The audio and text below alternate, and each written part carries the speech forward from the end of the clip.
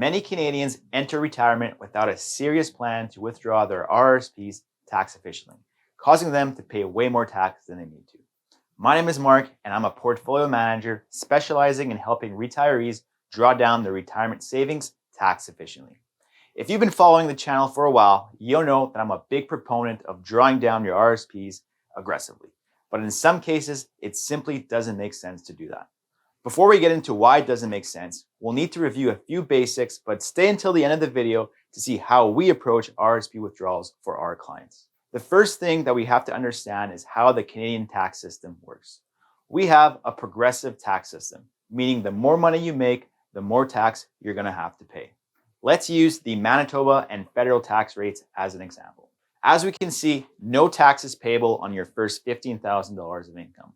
But once your income is above this threshold, you begin to pay tax at 25.8%. Now the subsequent tax bracket starts at just under $37,000 and the tax rate increases to 27.75%. It's important to note that this rate wouldn't apply to all of your income.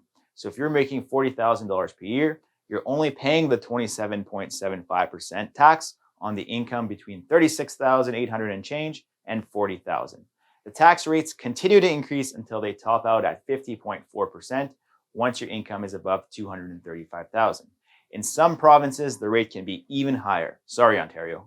So why is this important? It's important because RRSP withdrawals are taxable. And it's not just RRSPs. This is applicable to RRIFs and LIFs as well. Now, not only are the withdrawals taxable, things get even worse upon death. Let's say spouse A and spouse B each have $500,000 in their RRSPs. If spouse A were to pass away, their $500,000 could roll over to the surviving spouse tax-free. So no major tax issues yet. However, once spouse B passes away, they have $1 million in their RRSP, and all of that money becomes taxable in the year of death. So these are the horror stories that you hear about with RRSPs. You end up paying over 50% tax on a good chunk of your life savings. Now, going back to the videos I previously shared, this is why you want to draw down your RRSPs aggressively in retirement to pay tax today at a lower rate compared to losing half down the road. But as mentioned, in some cases, it doesn't make sense to be aggressive with your withdrawals. Let's take Jim as an example. Jim is 70 and has $150,000 in his RRIF.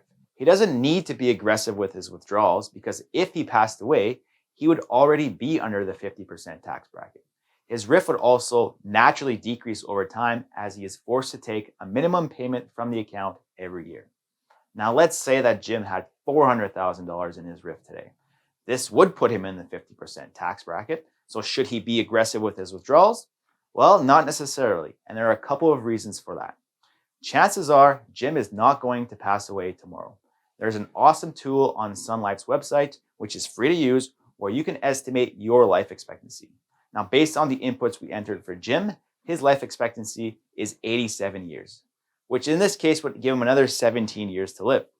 Over that time, Jim would be forced to make the minimum withdrawals from his RRIF, and assuming he earns 5% in the account, he would have just under $270,000 remaining after 17 years. Wouldn't that still put him over the 50% tax bracket? Well, if we look at today's tax brackets, then yes, but these brackets should increase with inflation as well. I say should because the federal tax brackets do go up with inflation, but not every province has followed suit. Assuming 3% inflation, the 50% tax bracket would start at $390,000 when Jim passed away. Now, what's left in his RRIF would be taxable, but it wouldn't be at an absurd rate. So how do we build withdrawal plans for our clients? Let's dive further into Jim's situation. As previously mentioned, he's 70 years old and has $400,000 in his RRIF. He also has $100,000 in his tax-free savings account and $100,000 in his non-registered account.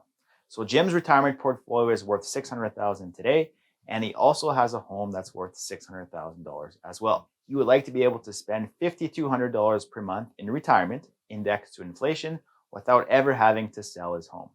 Assuming a rate of return of just over 5%, Jim would still have $100,000 in his retirement portfolio once he turned 87. After tax, Jim's estate would be valued at $950,000 when we include his home. Based on Jim's current spending target of $5,200 per month, his retirement is currently 105% funded, giving him a 2-year buffer past the age of 87. When it comes to Jim's withdrawal strategy, he planned on drawing down his RIF aggressively.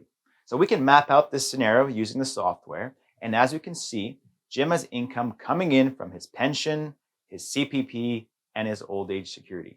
He also has the required RIF minimums that need to come out every year.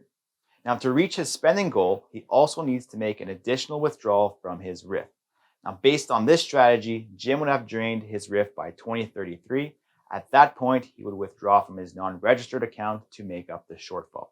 Once that account was depleted, he would then start using his tax-free savings account. Now, is this the best way to do it?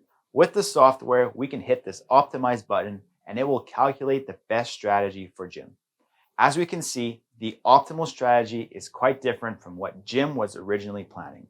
His pension, CPP, and OAS income are still the same, but now Jim is topping up his income from his non-registered account after factoring in the RIF minimums.